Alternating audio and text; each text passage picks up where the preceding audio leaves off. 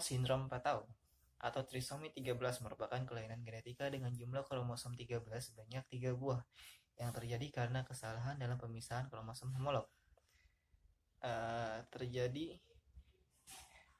Insiden sindrom Patau terjadi pada 1:8.000 sampai 12.000 kelahiran hidup. Insiden ini akan meningkat dengan meningkatnya usia ibu. Terdapat 3 tipe trisomi 13, diantaranya trisomi klasik, trisomi translokasi, dan trisomi mozaik. Penyebab dari trisomi 13 terjadi akibat non-dejection atau kegagalan dalam satu pasang atau lebih kromosom homolog untuk berpisah saat pembelahan meiosis 1 ataupun meiosis 2. Karakteristik trisomi 13 adalah anomali multiplet yang berat termasuk anomali sistem saraf pusat, anomali wajah, defek jantung, anomali ginjal, dan anomali ekstremitas. Manifestasi klinisnya dapat berupa mikrofase, cyclops atau mata tunggal, struktur nasal abnormal, cleft bibir dan patau, low set ear, dan polidaktili. Trisomi 13 dapat didiagnosis sebelum kelahiran. Diagnosis parental dilakukan bila kehamilan terjadi mengalami kelainan kongenal pada janin, terutama bila terdapat riwayat memiliki anak dengan kelainan kongenal. Tidak ada terapi spesifik untuk pengobatan trisomi 13. Kebanyakan bayi yang lahir dengan trisomi 13 memiliki masalah fisik yang berat. Prognosis bayi dengan trisomi 13 sangat buruk dan mayoritas bayi lahir mati atau stillbirth. Beberapa bayi dapat berhasil lahir namun hidup tidak lama. Rata-rata bayi dengan trisomi 13 adalah 2,5 hari. Hanya 1 dari 20 bayi yang akan bertahan lebih dari 6 bulan.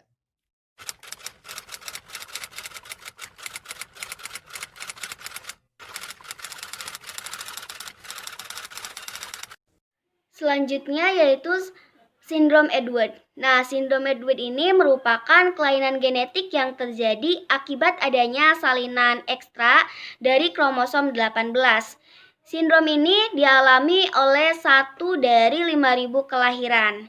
Biasanya janin akan mati sejak dalam kandungan. Dan hanya 10% yang dapat bertahan hidup sampai usia 1 tahun.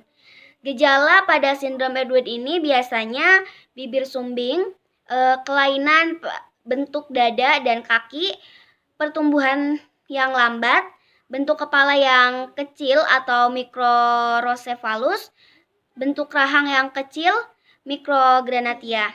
Nah, penyebabnya yaitu normalnya setiap manusia itu kan memiliki 46 kromosom yang terdiri dari 23 sel telur dan 23 lagi dari sel sperma.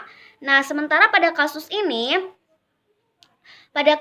sindrom Edward ini terjadi salinan ekstra pada kromosom 18 yang memiliki satu salinan menjadi 3 buah.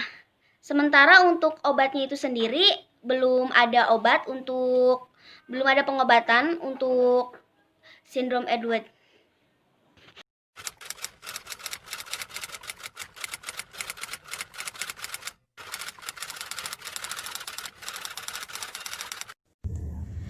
Selanjutnya yaitu saya Sri Ayu. Saya akan melanjutkan pemaparan tentang kelainan perkembangan embrio, yaitu ada fenilketonuria. Fenilketonuria yaitu suatu kelainan di dalam tubuh di mana tubuh tidak dapat memproduksi enzim yang berfungsi menguraikan asam amino esensial fenilalanil menjadi asam amino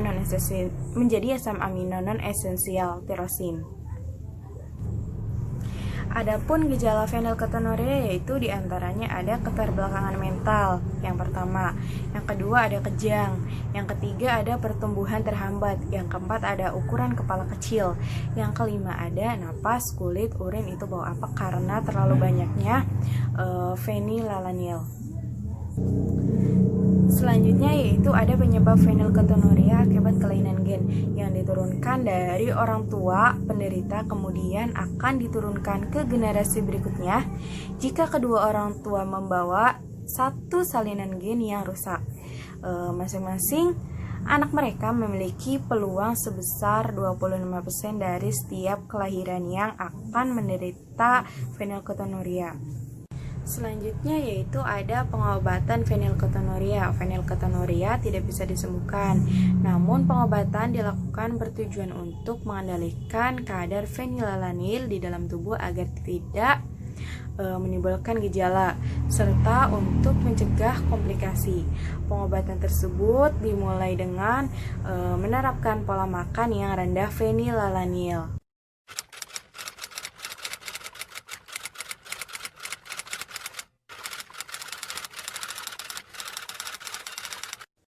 Saya Sri Sulastri akan melanjutkan pemaparan materi mengenai kelainan pada perkembangan embrio. Kelainan selanjutnya yaitu ada IUGR, disebut sebagai Intrauterine Growth Restriction atau pertumbuhan janin terhambat. Merupakan kondisi yang menggambarkan janin dalam rahim mengalami hambatan pertumbuhan. Pada kondisi ini, ukuran janin tidak berkembang sesuai dengan ukuran yang seharusnya berdasarkan usia kehamilannya. IUGR ini dibagi menjadi dua, yang pertama ada IUGR simetris dan yang kedua ada IUGR asimetris. IUGR simetris merupakan IUGR yang ditandai dengan bagian tubuh bayi yang proporsional, namun secara keseluruhan ukuran tubuhnya ini kecil. Sedangkan IUGR asimetris merupakan IUGR yang ditandai dengan ukuran kepala bayi yang normal, namun pada bagian tubuh lainnya berukuran lebih kecil dari yang seharusnya. IUGR ini menyebabkan komplikasi pada saat kehamilan dan pada saat kelahiran. Komplikasi pada saat kehamilan seperti lahir prematur, kekurangan oksigen dalam kandungan, dan kematian di dalam rahim. Kemudian komplikasi pada saat kelahiran dapat berupa suhu tubuh tidak stabil, enterokolitis necroticans atau gangguan pencernaan, gagal nafas, gangguan saraf, gangguan perkembangan, dan gagal ginjal. IUGR ini disebabkan karena gangguan atau kelainan pada plasenta. Gangguan tersebut akan menyebabkan terganggunya suplai oksigen dan nutrisi ke janin yang akan menghambat pertumbuhan janin. Selain itu juga faktor yang meningkatkan risiko IUGR ini yaitu diabetes mellitus, hipertensi, preeklamsia, penyakit jantung, penyakit ginjal, penyakit paru-paru, anemia, infeksi, malnutrisi selama kehamilan, merokok, kecanduan alkohol, dan menggunakan narkoba. Kemudian cara pengobatan dari IUGR dapat dilakukan dengan cara terapi IUGR, istirahat yang cukup, pengaturan pola makan dan asupan nutrisi, induksi persalinan, dan operasi sesar.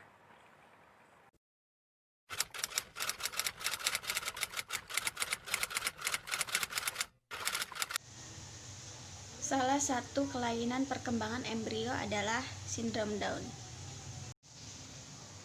Sindrom Down adalah suatu kondisi keterbelakangan perkembangan fisik dan mental anak yang diakibatkan adanya abnormalitas perkembangan kromosom. Penderitaannya akan menyebabkan penderita memiliki tingkat kecerdasan yang rendah.